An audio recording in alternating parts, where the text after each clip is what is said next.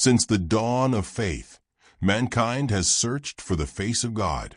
Some have prayed to see him, others have hidden from his light, and many have wondered if he was ever truly there. From the first breath of creation, humanity has carried a question. What happens when the mortal meets the divine? When a heart full of fear stands before infinite power? When human weakness is seen by eternal eyes? Only one man would ever find the answer.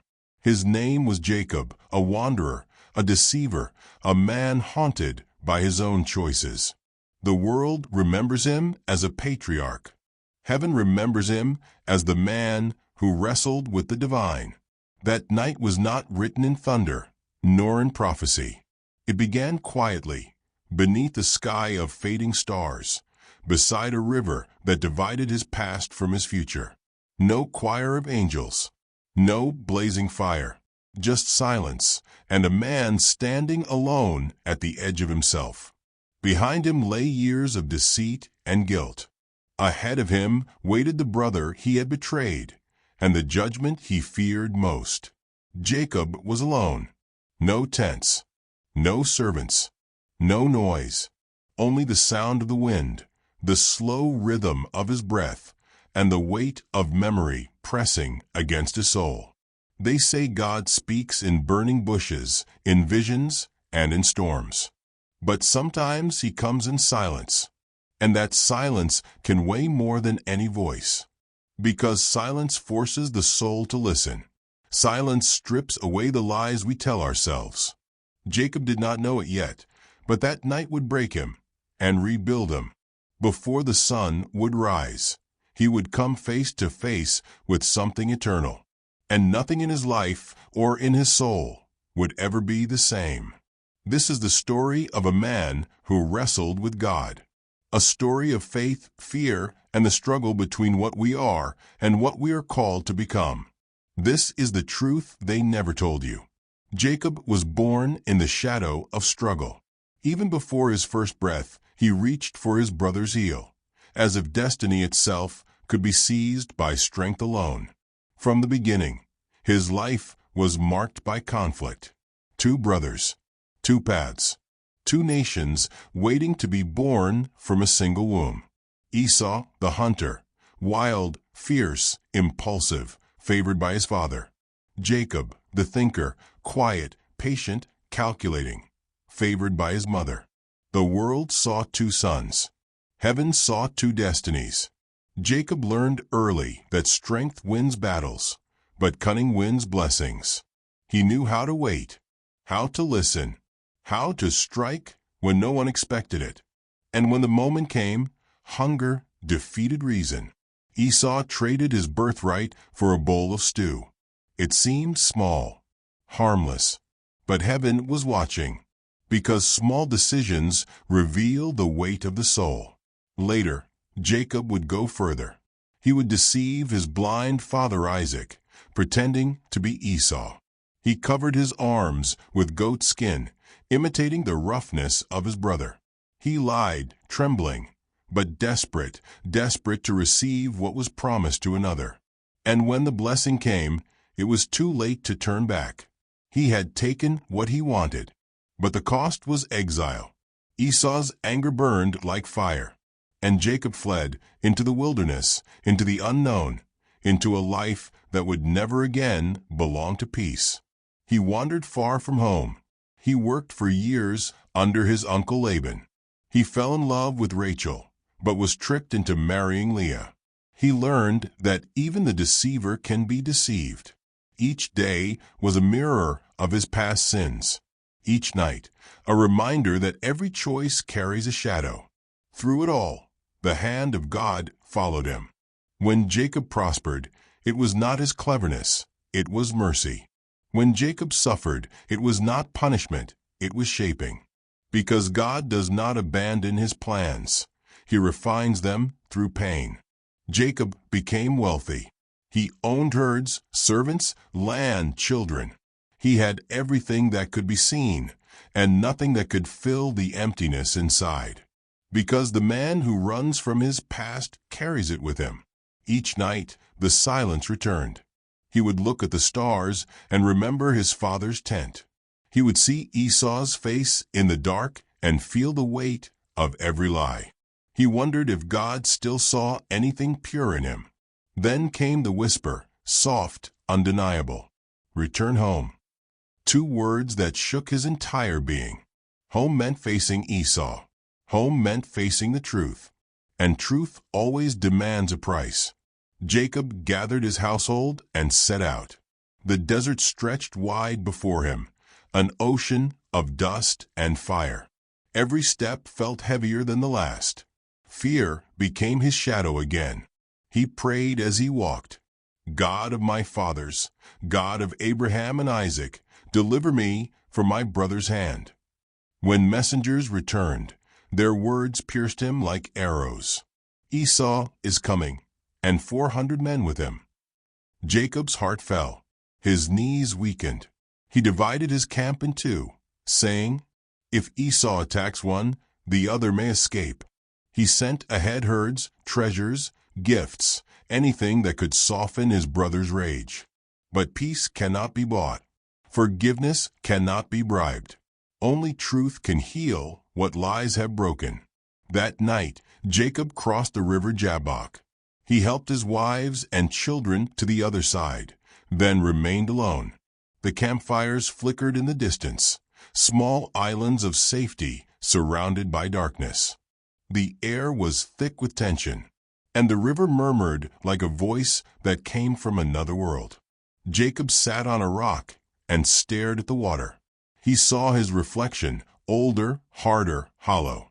He thought about the years he had wasted running from the one thing he needed to face. What is a blessing worth if it costs your peace? What is success worth if it leaves your soul starving?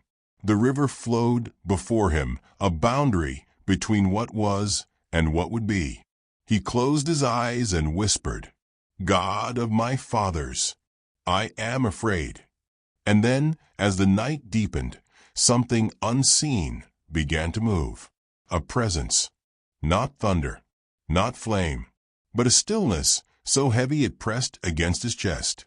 The kind of silence that feels alive. Jacob lifted his head, sensing it. A shadow, a figure watching, waiting. He stood, heart pounding, eyes straining in the dark. And in that moment, as the world held its breath, heaven descended into the dust.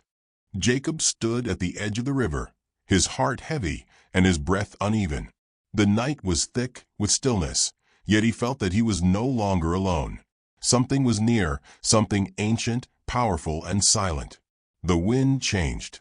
The shadows shifted. And from the darkness, a figure emerged. It looked like a man, yet not quite. Its presence bent the air around it, as if the weight of eternity rested upon its shoulders. Jacob's hands trembled, his body tensed, his soul sensed the impossible. Then, without a word, the figure moved. Faster than thought, it collided with Jacob, and the two fell into the dust. The struggle began. No warning, no reason, just the raw force of two wills locked together under the dying stars. Jacob's heart pounded in his chest. He tried to speak, but the breath was torn from him. The stranger's grip was cold, yet alive, as if fire and ice had taken human form. He fought back, with every ounce of strength left in him. The ground beneath them tore and shifted. Pebbles scattered into the river. The night itself seemed to watch. For hours they wrestled. Every strike, every gasp, every heartbeat echoed through the silence of the desert. No words were spoken, only the sound of effort and pain. Jacob thought it might be a thief or perhaps a spirit sent to test him.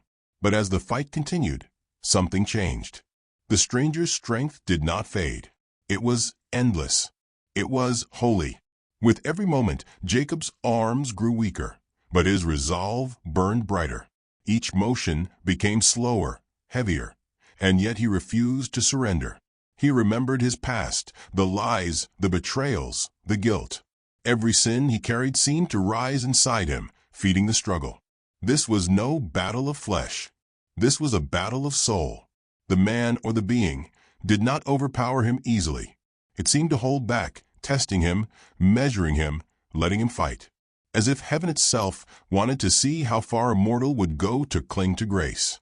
Jacob's mind screamed, "Who are you?" But no answer came. Only the sound of his own breath, ragged and desperate. The darkness pressed closer. The stars above flickered like dying candles. And still they fought. Time lost meaning. Minutes became hours. Hours became eternity. Jacob's knees buckled. His face pressed into the earth. Yet he rose again. He could not stop. Something inside him, something deeper than fear, refused to let go. He was no longer fighting to win. He was fighting to not lose himself, to hold on to something beyond explanation. His hands locked around the figure's arms. His grip was the grip of a dying man clinging to life itself. And then, in an instant, everything changed. The being touched Jacob's hip. A simple touch. But it felt like lightning tearing through bone and soul. Pain exploded through him. His leg gave way. He fell, crying out, yet still he held on. The voice finally came, soft, but filled with the power of creation itself. "Let me go, for the dawn is breaking." Jacob's eyes widened. He had heard that voice before, not in sound, but in spirit. The same voice that had spoken to his fathers. The same voice that had called him home. He whispered through the pain, "I will not let you go unless you bless me." The world seemed to stop. The wind ceased. The river stilled. And for the first time, heaven listened to the cry of a broken man. The being looked down at him. This frail creature, wounded, trembling, yet unyielding. And something divine stirred. The voice asked, "What is your name?" Jacob, the deceiver, the liar, the runaway, answered honestly for the first time in his life. "My name is Jacob." The being's tone changed. "No longer will you be called Jacob," it said, "but Israel, for you have wrestled with God and with men and have prevailed." The word Israel hung in the air like light after thunder. It was not a title of pride, but of purpose. Not a crown, but a scar. Jacob collapsed, exhausted, his body trembling. But his spirit was awake in a way it had never been before. He had seen God face to face, and yet lived. Not because of his strength, but because of mercy. The stranger, the divine, looked upon him one last time. And as the first light of dawn touched the horizon, the figure was gone. Only silence remained, and the sound of the river moving again. Jacob lay there in the dust, his hand pressed against his wounded hip. The pain was sharp, constant, real. But inside him burned a peace he had never known. He looked at the rising sun and whispered, "I have seen God face to face." He did not rise quickly. He could not. His leg was broken, his strength spent. But there, in the weakness, he found something greater than victory. Because sometimes the blessing is not in the triumph, but in the breaking. As the sun climbed higher, the world awakened around him. Birds began to sing. The river shimmered gold. Jacob limped forward, every step a reminder of the night that changed everything. He was no longer Jacob, the deceiver. He was Israel, the one who wrestled with God. And for the rest of his life, he would walk with a limp. A constant reminder of divine contact. A mark of mercy carved into flesh. People would see his weakness, but heaven would see his strength. Because the scar was proof that he had met the Almighty and refused to let go. Jacob had not conquered God. No one can. But he had clung to him until dawn. And that was enough. The morning light crept slowly across the desert. The sky turned from deep violet to gold, and the first warmth of day touched the ground where Jacob had fallen. The battle was over, but its mark would remain forever. Jacob stood unsteady. His hip throbbed with every breath. He tried to take a step and stumbled, but he did not curse the pain. He understood now. The limp was not a wound to heal. It was a reminder that he had met the eternal. Each movement hurt, yet each movement meant something new. He had entered the night as Jacob and emerged as Israel. He had gone to fight his fears and had found his maker. He limped through the valley, toward the rising sun. Every sound of morning felt different. the rustle of leaves, the distant cries of birds, the soft hum of wind. It was as if creation itself whispered his new name. Behind him, the river shimmered like glass, dividing who he had been from who he had become. Before him lay the camp of his family, still unaware of what had happened while they slept. When they saw him approach, they ran to meet him. But even from a distance, they saw that something had changed. The proud, calculating Jacob they knew was gone. The man before them walked slowly, humbly, with eyes that had seen eternity. His children looked at the limp and asked, "Father, are you hurt?" He smiled faintly and said, "No, I am healed." The sun rose higher. The world brightened. But inside Jacob, a storm of thought still turned. Ahead, somewhere beyond the hills, Esau was coming, with 400 men. The fear he had felt before returned, but it no longer ruled him. Because once you have wrestled with God, no man can terrify you the same way. Jacob divided his family again, not of panic this time, but out of care. He placed the handmaids and their children first, then Leah and hers, and finally Rachel and Joseph at the back, safe and shielded. Then, alone, he walked ahead of them all. The desert stretched endlessly before him. The horizon shimmered with heat and dust. And there, a dark line in the distance, came Esau and his men. Jacob stopped. The sound of his heart was louder than the wind. He remembered his brother's face, his voice, the rage that once filled those eyes. He thought of every lie, every stolen moment, and he bowed. Once, twice, 7 times he bowed to the ground, each time closer to his brother, each time lowering himself until his forehead touched the dust. It was the gesture of a servant before a king. It was surrender. It was repentance made visible. Esau saw him. For a moment, the world seemed to hold its breath. Then, instead of raising his weapon, Esau began to run. Jacob braced himself for the blow. But when Esau reached him, he did not strike. He embraced him. The brothers fell into each other's arms. Tears cut through the dust on their faces. All the years of hatred dissolved into that single moment. No words were needed. Forgiveness had already spoken. The men who followed Esau stopped, unsure of what they were witnessing. 2 old enemies, 2 nations in a single embrace. It was not just the reconciliation of blood. It was the victory of mercy over vengeance. Jacob wept.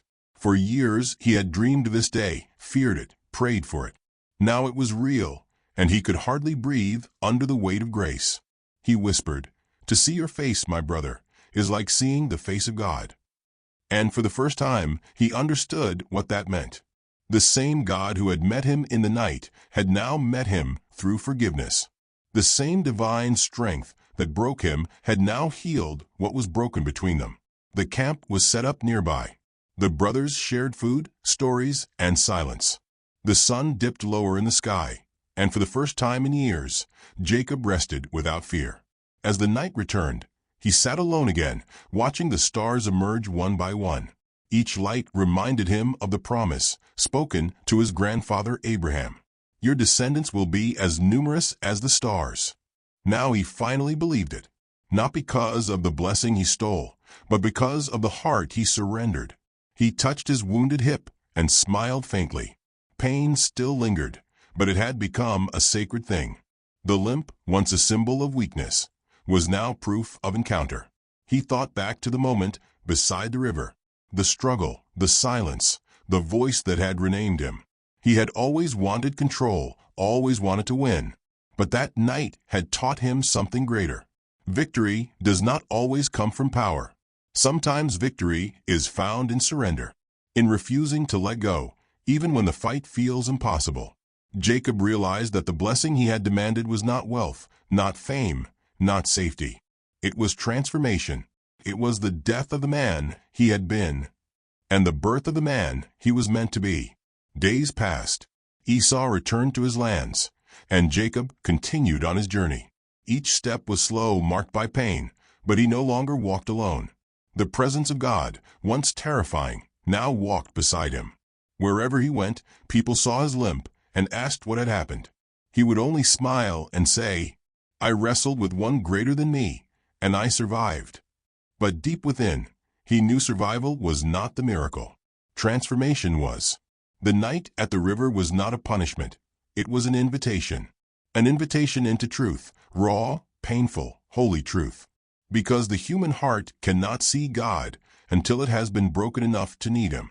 Years later, when Jacob would bless his children, his hand still shook from that old injury. His voice was weaker, but his words carried power. He told them of the God who does not only appear in light, but also in struggle, in the places where we least expect Him. He told them that every true blessing is born from a wound, and that no man becomes great until he learns to bow. His sons listened in silence. They had heard their father's stories before. But this one, the one about the night of wrestling, was the story that shaped them. Because it was not just Jacob's story. It was the story of every soul that has ever fought to believe. Every heart that has cried out in the dark and refused to let go. In his final days, Jacob would often look back to that river. He would remember the sound of water, the chill of the night, the moment the stranger touched him. He would close his eyes and whisper, "Bless me still." And perhaps, in that whisper, he spoke not for himself, but for all of us.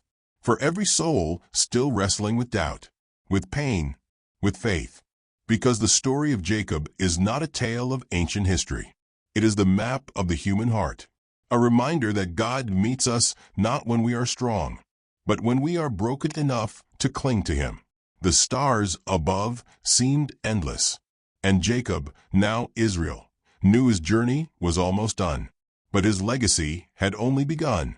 The limp would pass to memory, the pain to peace, but the lesson would remain forever, that sometimes the fight of faith is not about conquering God, but about refusing to let go of Him, even when everything in us wants to run. That the divine does not hide from our struggle. He enters it. That blessing is not comfort, but transformation. And that the night of wrestling, the moment when the human meets the eternal, is not the end of the story. It is the beginning of becoming.